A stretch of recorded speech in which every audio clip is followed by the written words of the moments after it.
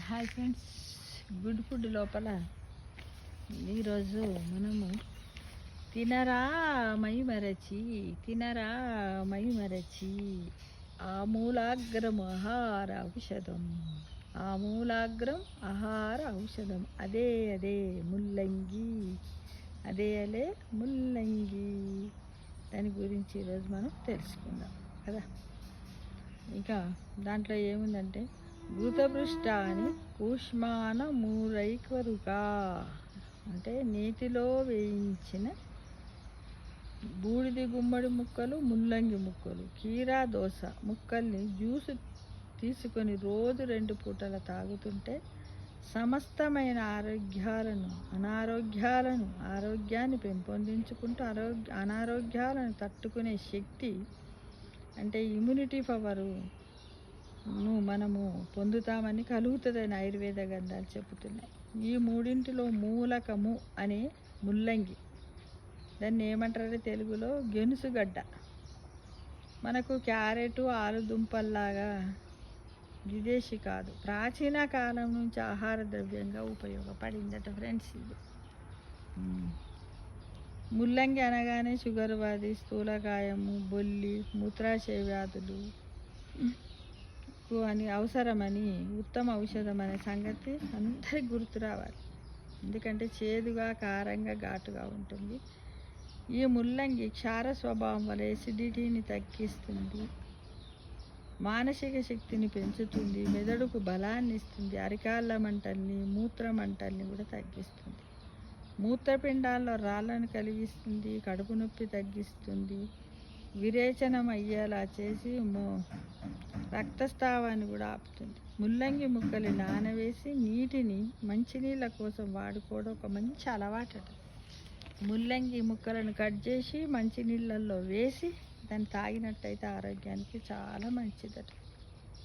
ముల్లంగి మొక్క తన అవసరాలు పోగా మిగిలిన ఆహారాన్నంతా తల్లి వేరులో దాచుకోవడంతో ఈ వేరు క్రమేణా ఉడ్డి దుంపలు అవుతుంది. అందుకేనే ముల్లంగి దుంపతో సమానమైన గుణాలు దాని ఆకులకు ఉంటాయట. లేత ఆకులు దొరికితే కూర, పప్పు, పులుసు కూర, పచ్చడి కూడా చేసుకోవచ్చట ఫ్రెండ్స్. కానీ ఆ ముల్లంగి దుంపను తినడమే ఇబ్బందిగా ఉన్నప్పుడు ఈ ఆకులను వీటిని తినడం ఇంకా ఇబ్బందికరం. నేనైతే ఎప్పుడు తినలేదు, ఆ వాసన చూస్తేనే పడదు కొద్దిమందికి. ఇక కొద్దిమంది ఏం చేస్తారంటే ముల్లంగి వేపుడు కూర సన్నని ముక్కలుగా తరిగి ఆలు ఫ్రై పద్ధతిలో కూడా ముల్లంగిని కూర చేసుకొని తింటారు. ఇది నేను కూడా తిన్నాను.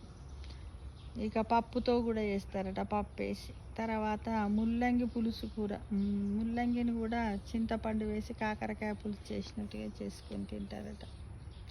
ఇక ముల్లంగి రోటి పచ్చడట, ఇది కూడా బాగానే ఉంటుంది. ముల్లంగి ముక్కలను కోసి సేమ్ టమాటా పచ్చడికి అయితే ఏ విధంగా అయితే పచ్చిమిర్చి, అది కరివేపాకు అంతా పోపు దినుసుల సామాగ్రిని వేసి ఎలా అయితే వేస్తామో అలా చేసి అవసరం అనుకుంటే కొంచెం చింతపండు, కొబ్బరి ముక్క, నువ్వులు లేదా ఇష్టం ఉన్న వాళ్ళు కొంచెం బెల్లం వేసి దాన్ని రోటి పచ్చళ్ళ చేసుకుంటే కూడా బాగుంటుంది. తినని వాళ్ళు కూడా తినడానికి ఇష్టపడతారు. ఇక కొద్దిమంది ఏం చేస్తారంటే ముల్లంగితోటి కూడా ఇప్పుడు మనం ఏంటిది ముల్లంగితోటి టమాటా పచ్చడి, పెరుగు పచ్చడి అంటాం కదా, అలానే ముల్లంగి పెరుగు పచ్చడి చేసుకుంటారు. దాంట్లో కూడా ఏం చేస్తారంటే ముల్లంగి తురుము, క్యారెట్ తురుము, బూడిది గుమ్మడికాయ తురుము వీటిని అన్నింటిని కూడా కలిపి పెరుగుతో పచ్చడి చేసి దాంతో చపాతీలు తినడానికి, అన్నంలో తినడానికి కూడా వాడుతూ ఉంటారు. అది ఎవరెవరి ఇష్టాన్ని బట్టి వాళ్ళు రకరకాలుగా చేసుకుంటారు. ఈ మధ్యకాలంలో చాలా చేస్తున్నారు ఫ్రెండ్స్.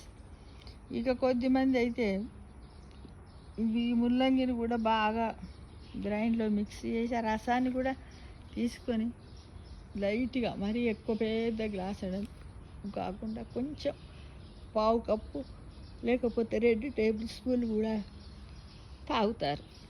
ఏమైనా నేను ఇందాక చెప్పుకున్న జబ్బులు ఉన్న వాళ్ళైతే. కొద్దిమంది అయితే వరుగులు కూడా వేస్తారట. చిన్న ముక్కలు కోసి ఎండలో ఉప్పులో వేసి నానబెట్టి తెల్లవారి ఎండలో వేస్తారట. ఎండిన తర్వాత కూడా అప్పుడప్పుడు కూరలు వండుకుంటారు. ఇక వాళ్ళ ఇష్టం, వాళ్ళు తినాలనుకుంటే కూడా. ఏమో అన్నారు ఎవరో, ఏంది నూనెలో కూడా అప్పడాల్లా వేయించుకొని తినొచ్చు అన్నారు. నేను ఎప్పుడు తినలేదు, అది ఎలా ఉంటుందో తెలియదు కూడా. అంటే ఈ విధంగా తమిళులు వీటిని చాలాసార్లు అనేక రకాలుగా వండుకొని తింటారట ఫ్రెండ్స్. ముల్లంగి మహత్తు తెలిసిన కొందరు మాత్రమే దీన్ని తింటున్నారు. అమూలాగ్రము అంటే ఆహార యోగ్యమే ముల్లంగి. ఉష్ణమండలంలో ఉంటూ కాయాకష్టం చేసుకునే మనల్ని వేడికి కష్టానికి తట్టుకునేలా చేస్తుందట. కందమూలాలు తిని జీవించిన ఒకప్పటి ఋషులు ప్రధానంగా తిన్నది మొట్టమొదట ముల్లంగినేనట. ఈ విషయం అస్సలు మనకు తెలియదు. ఇది మామూలుగా మార్కెట్లో కూడా మామూలు రేటే ఉంటుంది, కానీ దీని గురించి ఎక్కువ ఆలోచించాం మనం. కాకపోతే డైలీ అని కాకుండా వారంలో ఒక్కసారి కానీ నెలలో 2 సార్లు కానీ తినడానికి ప్రయత్నిద్దామా? మరి తప్పకుండా ప్రయత్నిద్దాం. ఎందుకంటే ఇన్ని లాభాలు ఉన్నాయి కదా. మనం బ్రతకాలంటే ఏదో ఒకటి చెయ్యాల్సిందే కదా. కాబట్టి ఎక్కువ కాలం సంతోషంగా ఉండి బ్రతకాలి, భగవంతుడు ఇచ్చిన అందమైన జీవితాన్ని అని అనుకుంటే మనం తప్పకుండా తినడానికి ప్రయత్నిద్దాం. ఓకేనా? Thank you for watching.